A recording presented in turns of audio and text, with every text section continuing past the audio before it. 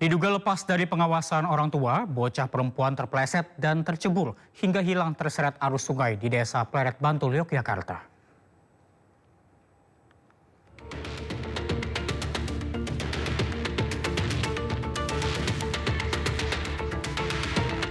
Nasib naas menimpa seorang bocah perempuan berusia 4 tahun yang tengah bermain di tepi Sungai Belik di Desa Pleret, Bantul, Yogyakarta. Alina Nukma Sakda hilang setelah tercebur sungai sedalam 1 meter. Puluhan petugas SAR, BPBD serta relawan membantu pencarian korban dengan menyisir aliran Sungai Belik hingga ke muara Sungai Opak. Petugas BPBD Kabupaten Bantul juga mengerahkan drone untuk mencari keberadaan korban. Namun hingga malam hari tubuh korban belum bisa ditemukan. Kita bersama BPBD, kemudian tim Basarnas sudah dilakukan pencarian pesisir sungai sampai Sungai Opak. Namun belum ditemukan. Selanjutnya kita koordinasi untuk membuat posko selama 3 hari, nanti penanganan langsung oleh Basarnas. Menyisir ke wilayah dalam sungai dan masuk ke sungai masih belum bisa dilakukan. Sore hari ini kita laksanakan pencariannya dengan penyisiran di tepi sungai khususnya dari sisi barat dengan pengecekan dengan bambu. Serta kemudian jika ini nanti malam kita lakukan pemantauan di dam lokasi kejadian dan di dam Singget. Proses pencarian akan kembali dilanjutkan dengan menyisir area yang lebih luas. Dari Bantul, Daerah Istimewa Yogyakarta, Trisna Purwoko, iNews melaporkan. Jumlah korban pelecehan seksual oleh Agus difabel bertambah menjadi 17 orang. Masa tahanan Agus pun diperpanjang hingga 40 hari.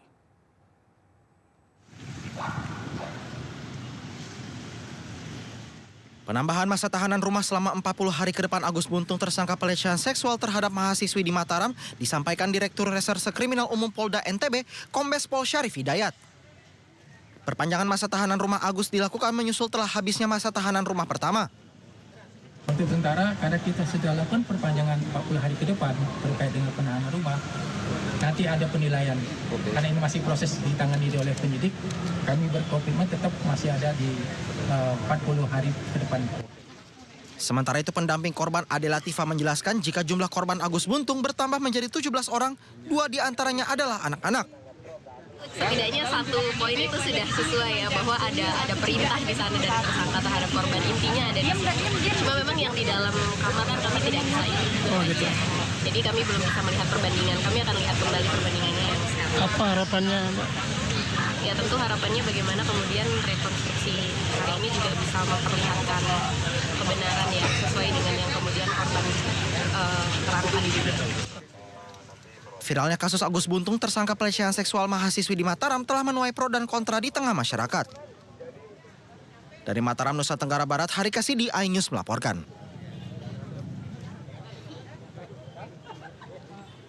Korban dugaan pelecehan seksual Agus akan mendapatkan pendampingan pemeriksaan klinis.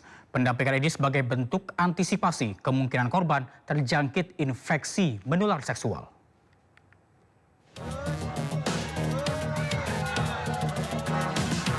Kasus dugaan pelecehan seksual oleh IWAS alias Agus Buntung terus bergulir.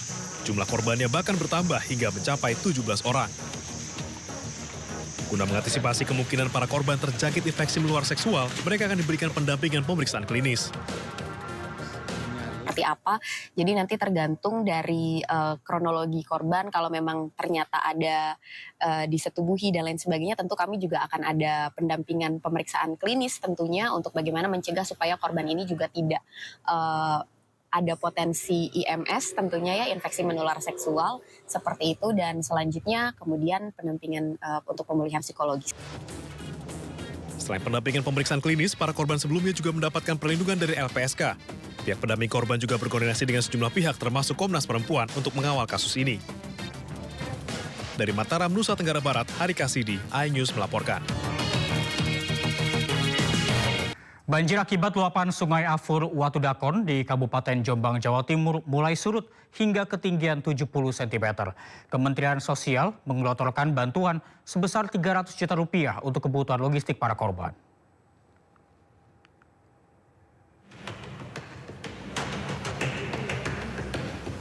Lebih dari sepekan sudah banjir akibat luapan sungai Afur Watudakon merendam permukiman warga di 2 desa yang berada di Kecamatan Kesamben, Kabupaten Jombang, Jawa Timur. Banjir dengan ketinggian mencapai 1,5 meter ini membuat aktivitas warga lumpuh. Dan sejumlah warga terdampak banjir terpaksa mengungsi di posko pengungsian yang didirikan pemerintah setempat.